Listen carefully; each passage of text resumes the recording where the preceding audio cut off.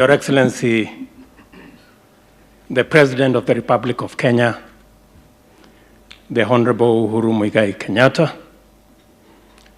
Your Excellency, 𝙏𝙬𝙘𝙧 𝙒𝙬𝙘𝙧, the President of the Republic of South Sudan, Your Lordship, the Chief Justice and President of the Supreme Court, Justice Maraga,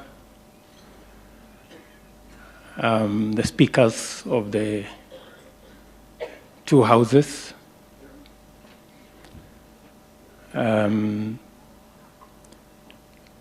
former Vice President Kalonzo Musyoka,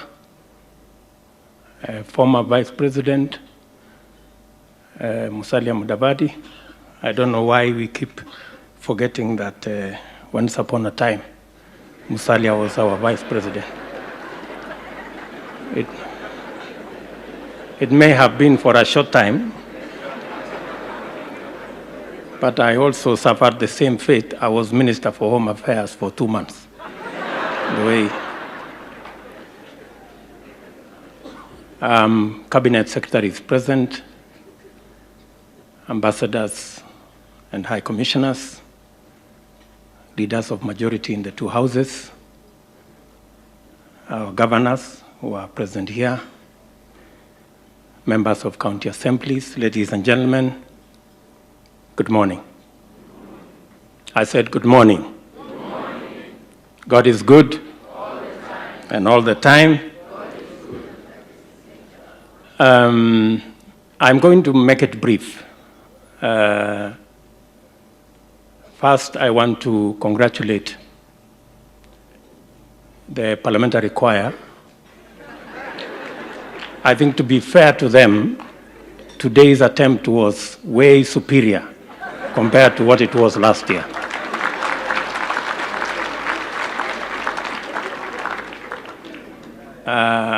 It would have been better, though, if Kajiado County had not come to perform. But I think it will help if we encourage them that it was quite a step from where they were. So Tongi and your team, please keep at it. I think you're making progress. I also want to thank our speaker today, Dr. Michael Hastings, for speaking to our hearts and our minds. And in a very special way that God has used him to speak to the leadership of Kenya and the people of our nation.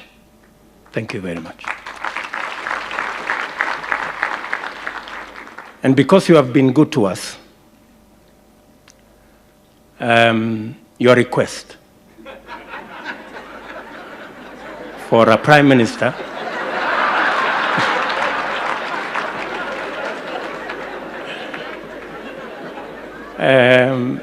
we have a retired one in Kenya, and we can, and since the Constitution has abolished the position of Prime Minister in Kenya, so he may not have it anytime soon, so we will send you his CV. Maybe you can consider.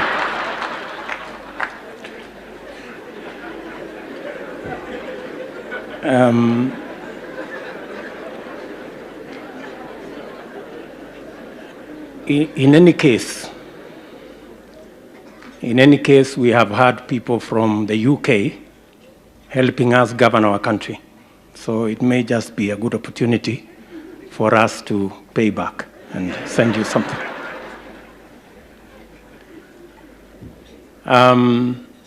Ladies and gentlemen, Your Excellency, Mr. President, we are gathered here at a good moment, and the prayer breakfast is a very special moment to us as the people of Kenya, because this is an occasion that we speak to ourselves candidly in a very straightforward manner, without considering who is in which party, who is in government, who is in the opposition, who comes from what community. So this is a very special moment for us as Kenya. And I agree with Sam Bokisho that other countries may want to consider prayer breakfasts like this that bring people together. And we are, of course, gathered here for good purpose, because the subject today is a new dawn for our country. And what we should do, all of us, responding to the call of our president, that we must rid ourselves, our government, our institutions, and our nation of theft and wastage and corruption. It is a good moment, and it's a good subject for us to engage in. And theft and corruption is bad in any language. I will tell you from my mother tongue. It is said,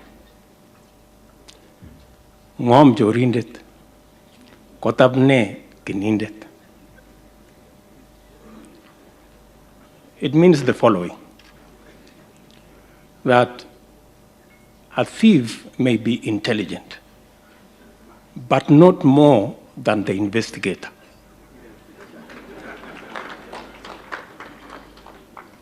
And I think it is an encouragement to our investigative authorities that it is long held that the job that you do is possible. And as we've said as a nation, you have our support as you help us deal with the challenge that we have. In any case, Exodus 20:15,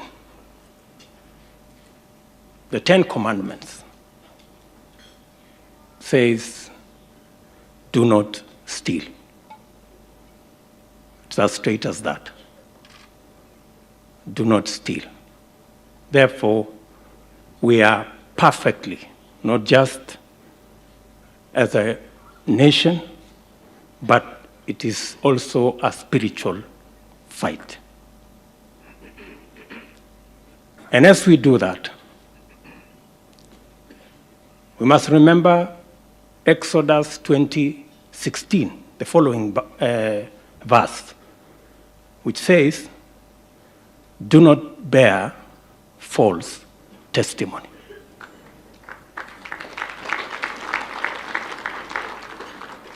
The president and I were once victims of schemes and machinations and false testimony. It took the hand of God and prayer for us to get out. And we do not want any Kenyan to suffer such again.